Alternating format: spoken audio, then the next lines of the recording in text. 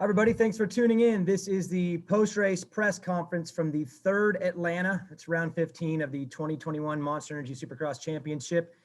Huge congratulations to Cooper Webb, Ken Roczen, and Eli Tomac in the 450s. And in the 250 division, Nate Thrasher, Justin Cooper, and Seth Hamaker. Cooper Webb, I'm going to start with you. Last Saturday after the press conference, you texted me and told me that I'm horrible at this. And I ask bad questions, so I'm going to just let you have the first one. Go ahead and ask Nate Thrasher something. How do you win LCQ and then mentally turn around and be able to go win a main event? Twice. Yeah, I think it's tough, but I mean, you got one thing an advantage. You've rode the track last. I think that's the only advantage you have. So you just kind of got to go out there in the first couple laps. You know the track better than everybody else. So you just got to put down solid laps in the beginning. And the main key of the races so far have been the start. So you just got to go execute the start and then just put solid laps in. But the start's the main key, and it doesn't leave you the good gate pick. Got a little lucky with the gate, but it ended up being good. What do you guys think? Is that pretty good? That was solid. Natural. Better than you, Daniel. Cooper, you got it. Later.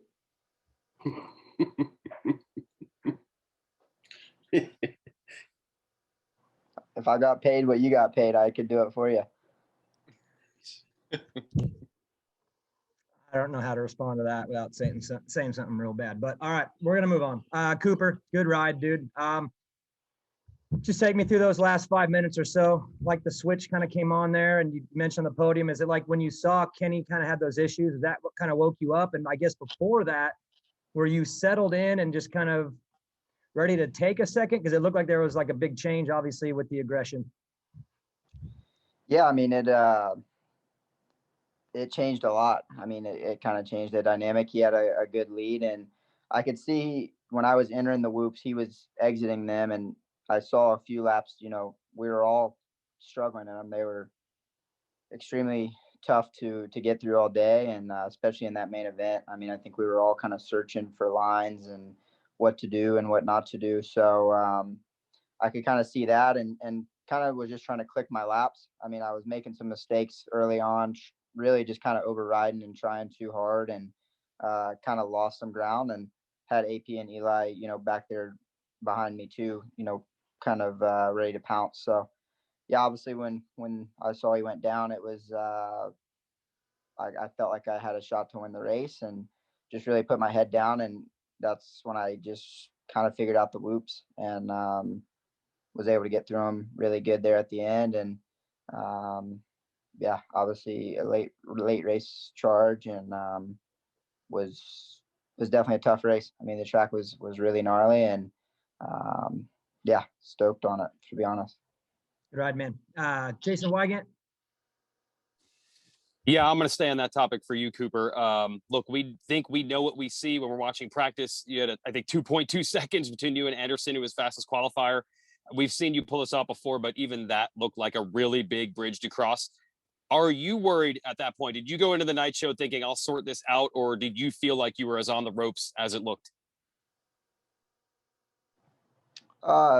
Today I actually felt pretty good. I mean, the last couple, obviously I've been off the pace quite a bit, and then today in qualifying I had a few issues, like with getting laps and whatnot, but I felt pretty comfortable, like pretty good in the whoops, pretty good everywhere else. And after the heat race, I felt like I rode good, got a good start, but when I was able to ride with Jason and kind of see some pickups on some things he did, that seemed to help me. And but yeah, for the main, I mean, I feel like the conditions changed quite a bit. I mean, I think it was more hard packed than we've had it these last few. And obviously the whoops were extremely tough breaking down and stuff. And so, yeah, I mean, I felt confident, but you never know. Obviously in the way the track was and the way these races have been, there's a lot of fast guys and a lot of guys stepping up to the plate. So you never know what's going to happen. Michael Antonovich. Cool. Thanks, Daniel. This one is for Ken Roczen.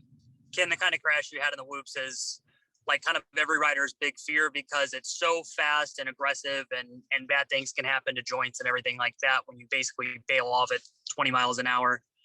For you, how did it feel physically? And then how did you regroup yourself to jump back on the bike so quick and then settle in those laps, even though you knew Cooper was right there behind you? Yeah, it was weird. I hit the whoops really good pretty much almost every single lap. And once I started swapping sideways like that, you know how it is, like it started getting so bad in that V right there. And I really had nowhere to go. So I went down, and even though it wasn't in a high-speed crash at all, but I dumped it just on the handlebars. So they were a little bit tweaked. It definitely took me some getting used to. And kind of just took the wind out of my sails a little bit, had to regroup. And after that, I wasn't even skimming the whoops anymore because I was they were so gnarly, like Cooper said, that I didn't really want to move to a different side of them and try to skim them because I didn't really know what it was like. So I kind of just stuck to what was safer. Obviously, it was slow as heck. So I just tried to regroup, and obviously it's a huge bummer, especially after having a 12-second lead. And yeah, it just wasn't enough. Those mistakes are super costly, especially this late in the season. But in the end, I can really only do the best I can and try hard, and that's what I did. So yeah, that's pretty much it. Obviously wish I would have won. I feel like I could have taken it almost easy a little bit and jumped through the whoops for the rest of the main event and still been fine. But obviously crashes like that happen, and it is what it is. Thank you. I want to sneak one back in for Kenny and Cooper. The whoops tonight were the toughest I think we've seen. You guys prefer them that way? Is that what you'd like to see moving forward, or does it matter to you as much that these were noticeably more tough? Cooper, I'll start with you. Make it quick. Just curious. Yeah, I mean, they were, I think for me, by far the toughest whoops I've ridden probably ever. So yeah, it was definitely tough. I mean, it definitely separates, and as you can see, when you get them right, it's key, and when you don't, it's tough. But I think it's just, yeah, that they broke down like crazy from practice to the heat. Like, it's just such a change when we get to the main events that it's tough to read. Kenny, same question. Yeah, I mean, there's always a happy medium, right? I actually thought that in the main event I liked them better in the main than they were in practice. But at the same time, like Cooper said, I think those are probably some of the gnarliest whoops we've ever seen, and especially with how many there were. And then there's just no room for error, as you can see. And I feel like it collected a lot of people today. And when they built them, it's all fun and games when you have to hit them like once, in qualifying practice or whatever. But once you get to the heat race and the main event, you got to hit them for 20 minutes straight. So it separates, but then at the same time, they can bite you big too. It's, I feel like there's maybe other ways of doing the whoops where they're being a little bit more racy, yet difficult. But I mean, in the end, everybody has to deal with them. So cool. Thanks. David Iser. Thanks, Daniel. Coop, I know you weren't happy with the results on Saturday and Tuesday. I know it was all hands on deck with the KTM team testing in Florida. What did you guys find, and why were you so appreciative of your bike this time? What did you guys change to make you more comfortable? Yeah, I mean, like you said, the first two, I honestly struggled.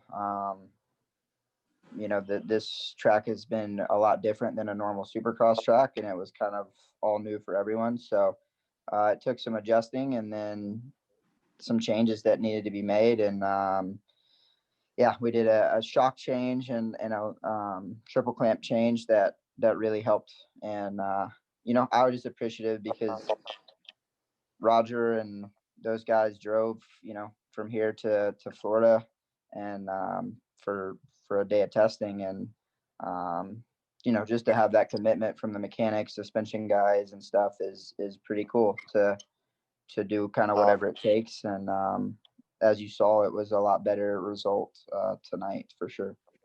All right, thanks, Coop. Alex Gobert. Thanks, Daniel. Yeah, Alex Gobert, motoronline.com. This one's for Coop again.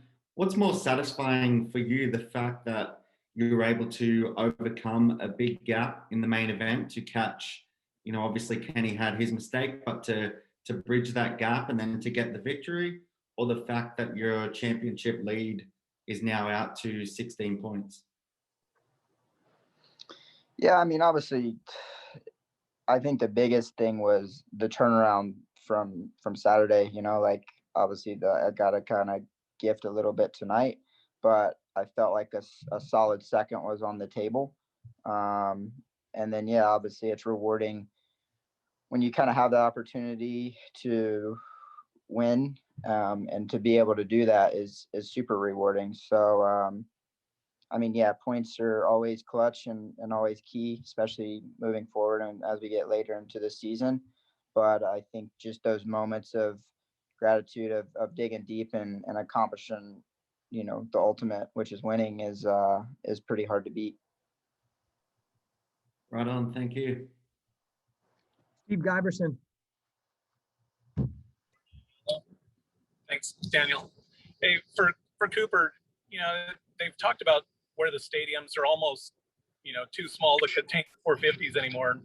What do you think of the longer tracks and, you know, the more option that they kind of get out of a venue like this?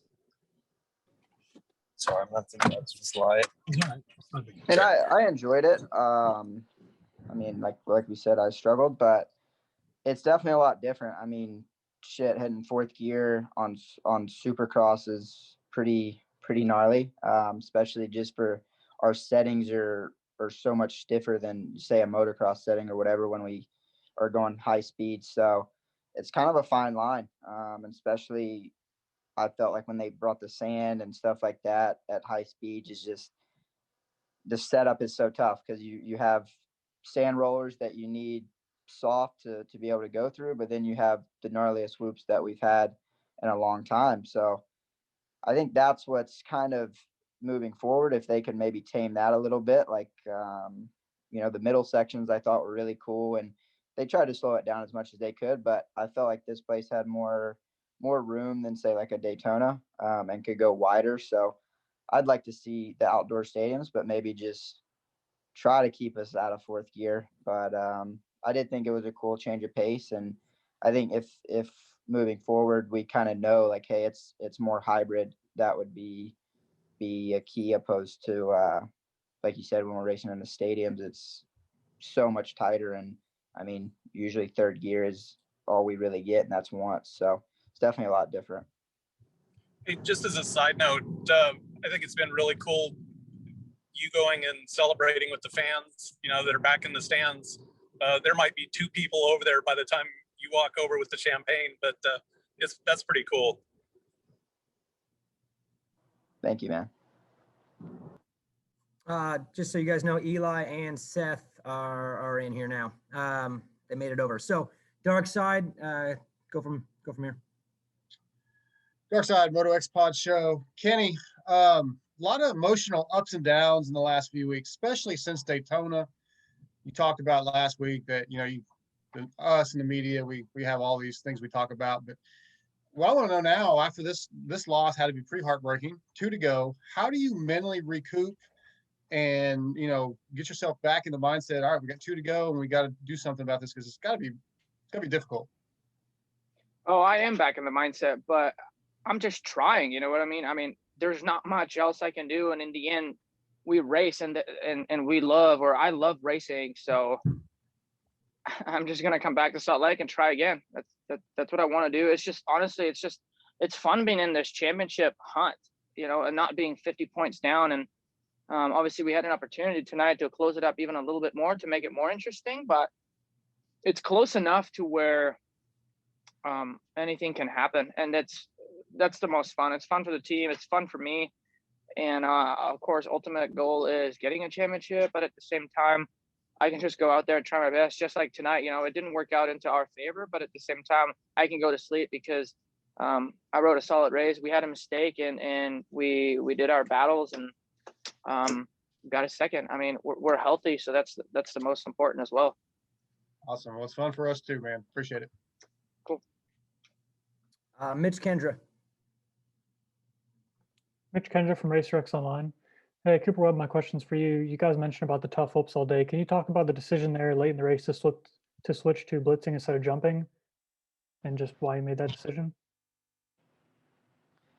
To be honest, I kind of knew that was really my only opportunity to make the time up. I mean, as we saw, Ken was super solid tonight, and yeah, just kind of knew like, hey, if I want a chance at this, I'm gonna have to hit these damn things. So yeah, I mean, the last 5 or so laps, like I said, I really actually was probably the best I hit them the whole night, which was pretty cool. But yeah, I mean, that was basically the decision. I felt like everywhere else we were so close and late in the race anyways, and that was going to be a place to make up a chunk of time if you could execute. But if you try to blitz them and you mess up, then you're really losing. So I think it was just one of those things where it was just you kind of gotta go for it, I guess. Awesome. Thanks. Great ride. Thanks. Nick, Moto Limited. Okay, so this will be for Cooper. So Cooper, going back to Tuesday, obviously with the outcome losing a significant amount of points, we know you tend to feed off the sort of stuff that doesn't really work out in your favor. With the media sort of hyping up, saying, "Oh, Cooper's losing all these points, or it's blowing up to be a lot bigger." Is that the stuff you use to motivate you going into this? And then when you speak about blood in the water, is that the feeling of it? Is that the motivation you use? Oh, 100%. I mean, it's in racing, you know, you're on top one weekend and you're at the lowest the next, and especially within the hype or, you know, media or whatever you want to call it. So I feed off of it. I mean, it's not a great feeling, as I'm sure a lot of us know. Like when you struggle and you have a bad result, it kind of weighs at you. So for me, I always try to use it as motivation and use it to get better. And you know, it was kind of, hey, the points lead was quite big and got tightened up, and it was like, hey, your back's against the wall. You know, what are you gonna do? Are you gonna you know, settle for fifths or whatever, or go for it? So yeah, I think it was a good eye opener, a good lesson learned. And but like you said, I definitely feed off that and just yeah, I like proving people wrong, I guess. Absolutely great ride tonight, mate. Thanks, Daniel. Cheers. Dan Lamb. Yeah, for Kenny. Right after when Cooper did catch you, and you went into that turn, you went really wide into that turn. Were you still trying to regroup at that point and thought maybe you'd let him by? You did try to square him back up. You said your bars were bent or something, but was the plan to still try to regroup and then come back after him? Yeah, for sure. I went really wide because, you know, in that kind of situation, there's always a possibility. Like, I didn't really know exactly how close he was, but I knew that he was close enough to possibly dive bomb to the inside. And I was trying to square it up, but honestly, the turn was so wide too and he turned down quickly. Then I really, there was no way. And actually afterwards, I screwed myself, you know, going through the whoops a little bit. I kind of went in a sideways and got all sorts out of whack. And so after that, I just tried to latch on a little bit, but I went back to actually jumping through the whoops, and that was slow. And then there was just enough of a gap that I couldn't really do anything about it.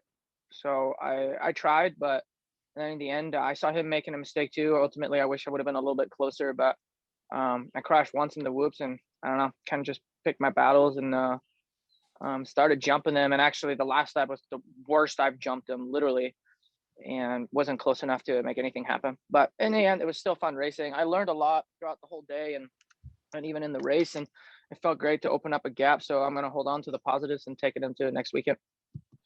All right, thanks. I'm going to ask one of Eli Tomac and Justin Cooper. Cooper Webb mentioned that this track was hard with the bike setup. You want the stiff suspension for the Supercross, but then also there's some rough stuff in the sand. Did you guys have any issues like that with your balance? Eli, you have a lot of experience with the bike setup. Justin, still in the 250 class, and not as much as Eli, but did you guys end up finding that balance? Is that kind of something that was difficult this week? Eli, I'll start with you. Yeah, tonight I made a change before the main, and it was better, just period. So that was a little frustrating knowing I left something on the table for Tuesday and this afternoon, but at least I made the change for tonight, main event time. And, you know, it was for me betting riding, it was still third place, but I had him in sight, right? As to where Tuesday, I felt like I was getting a little bit left in the dust. So more comfortable there. Like you said, though, it's really hard to hit the nail on the head for setting wise, just because you got so much different, obstacles going on, like big whoops, high speed. It makes it good though, makes it technical, and keeps everyone, really scratching their head. And I enjoy something different, And Justin, same question to you. You mentioned on the podium that you didn't gel with this track. Was it a little bit of that, trying to find that balance with the bike? No, I've had a main setting for all the other Supercrosses, and then when we came here, we definitely changed some stuff to get more comfortable, kind of the outdoor setting. And you have that long straightaway with the sand, and that can it feels pretty outdoorsy. So you had to change some stuff, I feel, and I found a setting that I like for all three, and I didn't really try to reinvent the wheel and find something I didn't really feel comfortable with. So I just kind of picked my battles and picked a good setup that I felt was could get me around the track the way I wanted to. And the track was definitely tough tonight. Like these guys are saying, the whoops were tough.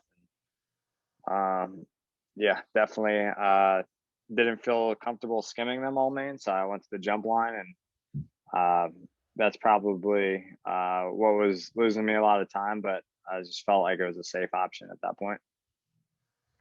Awesome, thanks. Steve Mathis.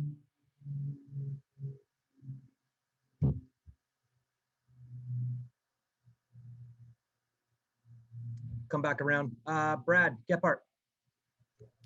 Thanks, Daniel. Brad Gebhardt, Big MX Radio. Let's talk to Nate Thrasher. The tale of two seasons. 4 weeks ago, most people in the know would be like, what's this kid doing out there right now?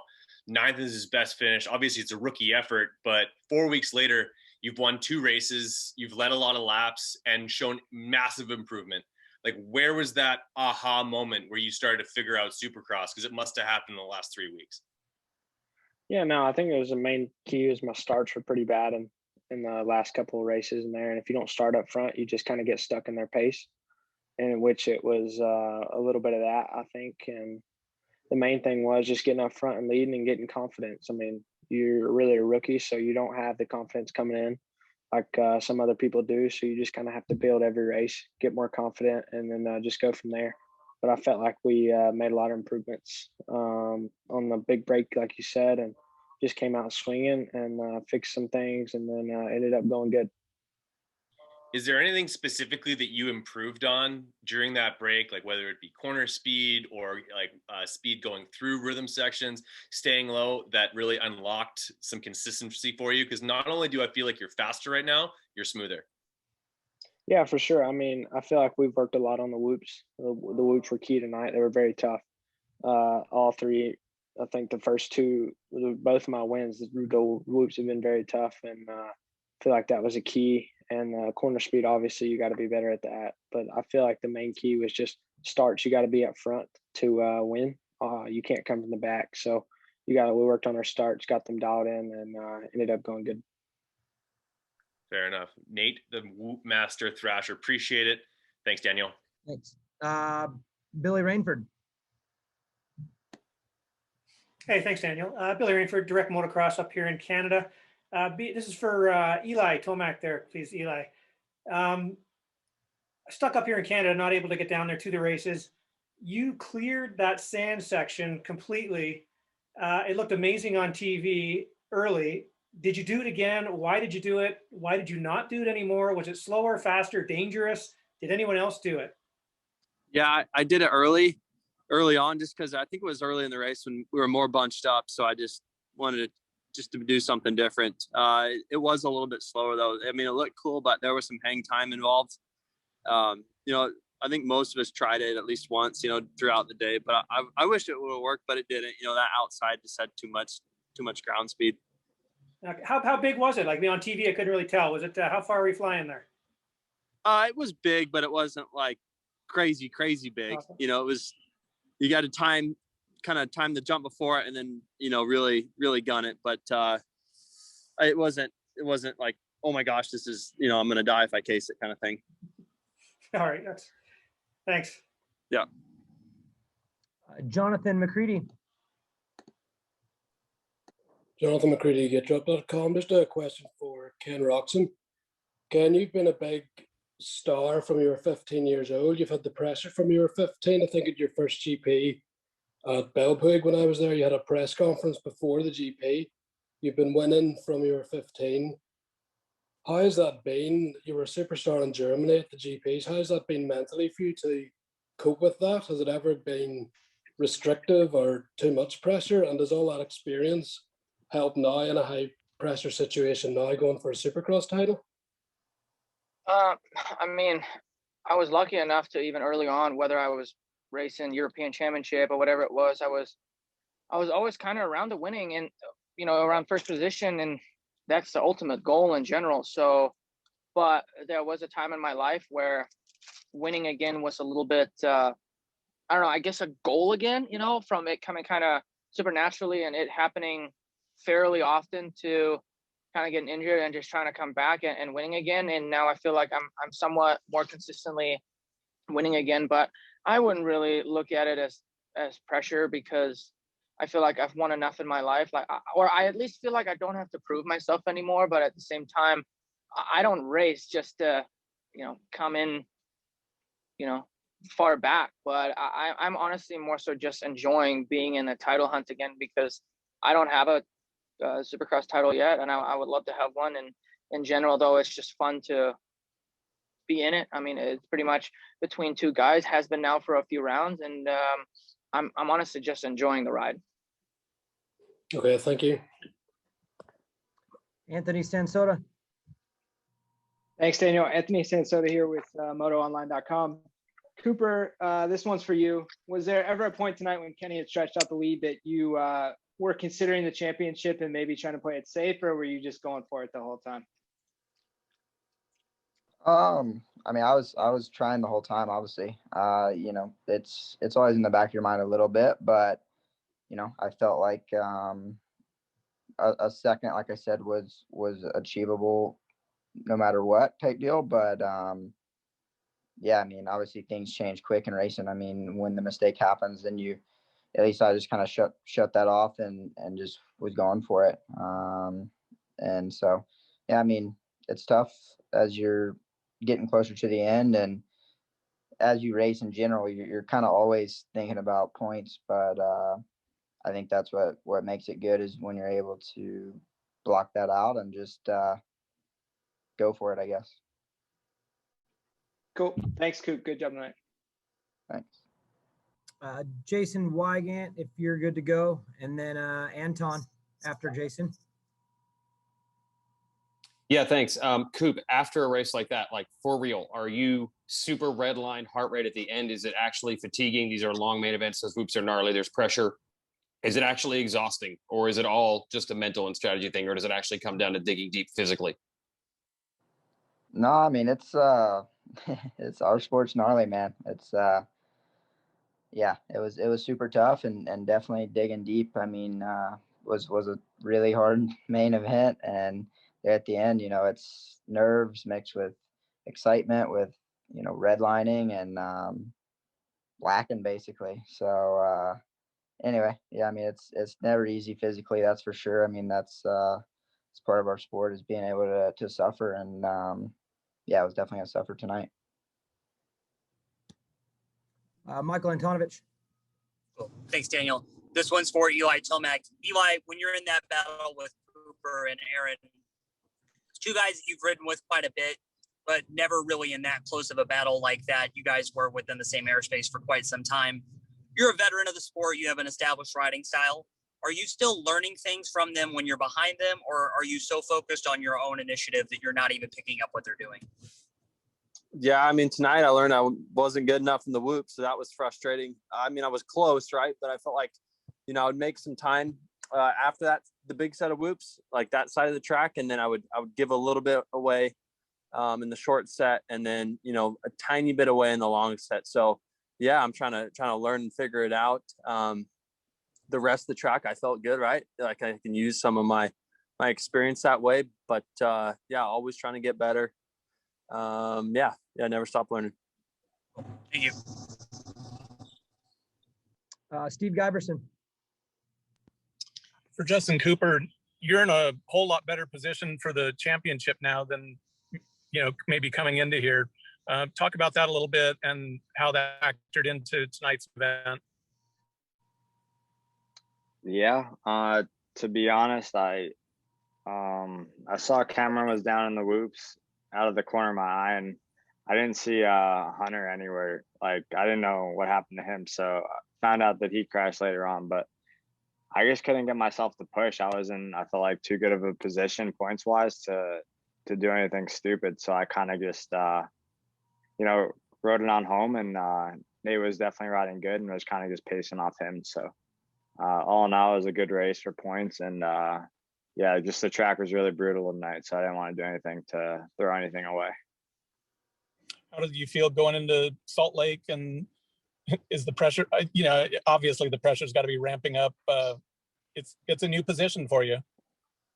Yeah, I would say the most of the pressure would be coming into this. I had 2 points at the first race and 4 points at the second one, and then I got the win that extended it to 9 and now 20. So that win the other night was big for the championship, and I felt like it was a deciding factor. I knew that I had to bring my A game to that race, and that's what I did. I felt like I rode really good that night, and did what I had to do to, that was a make or break kind of ride, to where it could go either way. Like, I could lose points, or I could establish myself as the guy to beat in the championship. So I felt like that was the race for me to do that. And this race just played out good with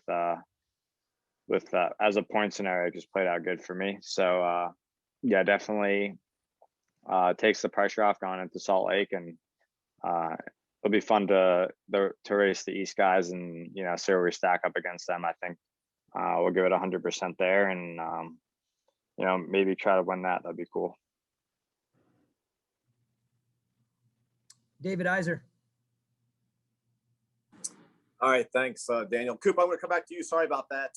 We always hear about race strategy and championship strategy. And I think Atlanta 1 and Atlanta 2, we saw a championship strategy because it's what the track gave you, what you felt comfortable with. Tonight, it felt like you were going to go for it regardless. And it wasn't Kenny up front. If you were just in second and another rider was up there, would you have taken those chances and with those splits and those whoops those last several laps? Yeah, I would like to think so. I mean, like I said, I think tonight I was racing instead of focusing on not.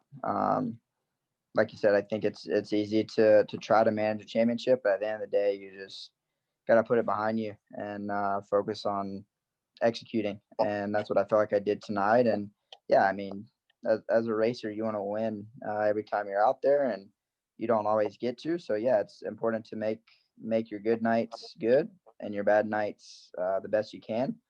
But yeah, I mean, for me, like I said, I think whoever it would have been, I was ready to try to go for it and do the best I could. And I mean, yeah, I try to race hard and go as hard as I can, whatever the situation is. Fair enough. Thanks, Coop. Last question, Dark Side. Did we lose Hammaker? Looks like it. Yep.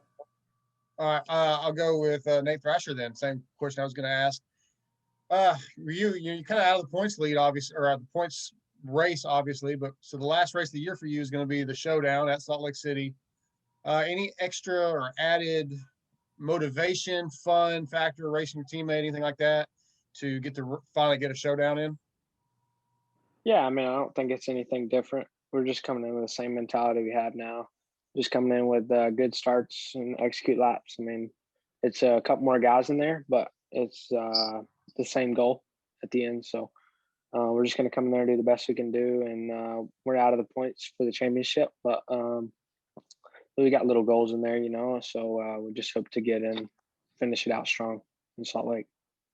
All right. Appreciate you guys. Thanks, guys.